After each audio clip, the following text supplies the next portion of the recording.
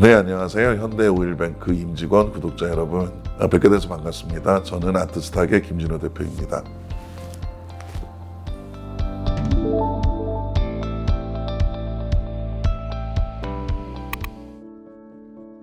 미술이 자산이 아닌 적이 단 한 번도 없어요.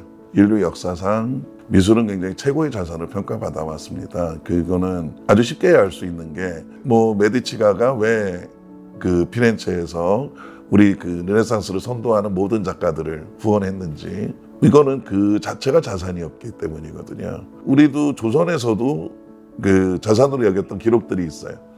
예를 들어서 오원장수업의 매화병풍 12병풍 같은 경우엔 그 한 작품이 그 당시의 기와집 5채로 바꿔서 거래됐다는 기록이 있어요. 그러니까 미술은 한 번도 자산이 아니었던 적이 없는데, 포인트는 그게 권력을 가진 사람, 또 힘을 가진 사람, 또 부를 가진 사람들만의 독점책이었던 거죠. 미술이라고 하는 것은 곧 권력을 가지고 있다는 것과 같은 얘기였던 거거든요. 우리가 네트워크나 스마트폰 혁명이나 이런 것들이 일어나면서 그런 자산이 권력이나 힘 있는 가진 사람들만 아니라 대중들이 접근할 수 있는 상황이 된 거죠. 그래서 이제 미술이라는 자산에 접근하게 된 거라고 볼 수 있습니다. 그냥 너무 쉬워요. 아트하고 스탁을 합친 겁니다. 상설 거래 플랫폼이라고 하는 걸 만든 거예요. 언제든지 사고 팔 수 있도록 만들었다는 거거든요. 그것도 조각을 내서. 그러니까 쉽게 얘기하면 한 작품이 기업이고, 기업이 상장심사를 하는 것처럼 그 작품이 상장심사를 해요. 공모라는 과정을 거쳐서 공모가 달성이 되면 상장이라는 과정을 거쳐요. 그래서 예를 들어서 백호다, 우리가 호라고 얘기를 하는데 백호다는 130, 160 이 정도 되거든요. 그러면 2800조각 정도가 나와요. 한 2,000원 정도에 올라가는 거죠. 2,400원 정도 될 거예요. 그러면 올라가서 이제 그 공모가 완성이 됐으면 그럼 이제부터 거래되기 시작하는 거죠. 모든 그림은 사실은 그냥 하나로 소유하는 게 제일 좋습니다. 그렇잖아요. 근데 그림이 2억이야. 근데 내가 그걸 소유하기 너무 힘들잖아요. 그렇지만 1cm라도 소유하는 게 낫죠. 그래서 상설로 사고 팔 수 있는 거래 시장을 만든 것, 이게 아트스탁이라고 볼 수 있습니다. 실제로 살 수 없으니 그걸 1cm라도 거래하고 사고 팔고 할 수 있는 게 만들어진다면 굉장히 재미있겠죠. 지금의 가장 큰 문제는 그 리세일이 되지 않는다는 거거든요. 다시 그림을 내가 샀는데 다시 팔 수가 없어. 그러니까 살 수가 없죠. 이거를 조각 내서 거래하지만 사고 팔고 할 수 있는 시장을 만들면 재미있겠다라고 하는 거고, 주식 거래소의 시스템을 거의 그대로 원용을 했어요. 이후에 일어나는 거래 비용 축소에 있다는 인센티브라는 것에 가장 잘 맞겠다라고 판단한 거죠. 준비는 한 5년 전부터 사업계획서 쓰고 이렇게 하고 했는데, 한번 이 시스템 만드는 게 굉장히 힘들어서 시스템을 한 3번 정도 엎어졌어요. 그 만들게 된 계기는 이전부터 사업을 했던 사람인데, 아까 말씀드린 것과 같이 지금에 있어서 어떤 것이 자산이 될 거냐라고 하는 걸 찾았어요. 찾았는데 찾다 보니 파이나트가 굉장히 블루오션으로 남아있는 거죠. 특히 한국 미술 시장이 굉장히 저평가돼 있다는 걸 발견했어요. 전 세계 미술 시장의 미술 소득 구조로 보면 작가들의 1년 소득이 굉장히 낮아요. 이게 10배가 낮게 평가되고 있는 거잖아요. 근데 작품의 수준이 그 정도 평가받을 수준이냐? 그렇지가 않아요.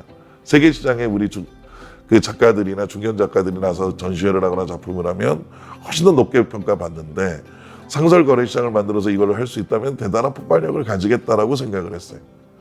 그렇게 해서 만들어진 게 아트스탁이라고 하는 플랫폼이고, 이거를 통해서 새로운 부가 만들어지겠다라고 하는 생각이 있는 거죠.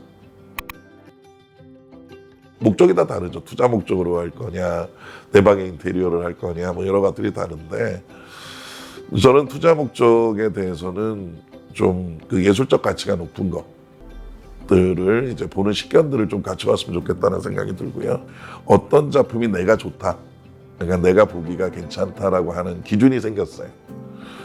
그러니까 그런 걸 보고 식견이라고 하거든요. 그러니까 사실은 전시회나 이런 쪽을 좀 많이 다녀보는 게 좋아요. 그래서 내가 좋아하는 작품을 사는 게 제일 좋고요. 그러면 다니다 보면 내가 뭐가 좋은지 안 좋은지 정도는 가지게 돼요.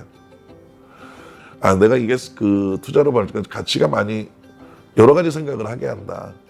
내가 그렇게 보는데 자꾸만 계속 끌린다. 그런 작품을 사면 좋고요. 미술을 바라보는 여러 가지 시각이 있어요. 우리가 인테리어 할 때 좋아야 되는지, 보기도 좋아야 되는지 뭐 이런 것들이 있잖아요. 근데 선정할 때 우리가 보면 한 중견 작가들을 중심으로 하고, 물론 라이징 스타라고 신진 작가도 보지만 선정위원회라는 게 있어요. 박사급 이상의 평론가들이 모여서 선정을 해요. 이 속에서 선정위원님들이 그 기준을 가지고 우리가 그 기준을 부탁을 하는 것은 예술적 가치가 높은, 그리고 자기 개성의 오리지널리티가 굉장히 강한, 그리고 작품 활동을 상당히 오래 해서 내공이 갖추어진 그런 분들을 이제 먼저 선정해 달라고 부탁을 해요. 투자하든 투자하지 않든 세상은 그렇게 가요. 내가 미술에 관심이 있든 관심이 있지 않든 파인아트는 새로운 자산이 될 거예요. 그러면 지금 어떻게 해야 되겠어요? 조금 더 공부하고 지금 당장 시작하는 게 답인 거죠. 이 속에서 내가 얻은 투자 이익을 얻을 수 있는 것도 있지만 결론적으로 작가들을 후원하게 되고 이 작가들과의 교류를 통해서 내 삶 자체도 풍요로워져요. 이런 일들이 지금 일어나고 있는 일이에요. 그러니까 내가 하든 안 하든 상관없어요. 그렇지만 세상은 그렇게 가고 있으니 그렇다면 내가 먼저 알았다면 시작하는 게 답이잖아요. 지금까지 아트스탁, 또 아트테크, 또 미술 투자에 대한 얘기들을, 다양한 얘기들을 나눴습니다. 아무쪼록 오늘 얘기가 그 본인의 삶을 좀 풍요롭게 하는데 좀 도움이 됐으면 하고요. 이 오늘 얘기를 통해서 본인의 삶도 좀 풍요롭게 하고 또 작가들도 후원하고 하는 새로운 미술 투자를 발견하게 되는 계기가 되길 바랍니다. 이상입니다.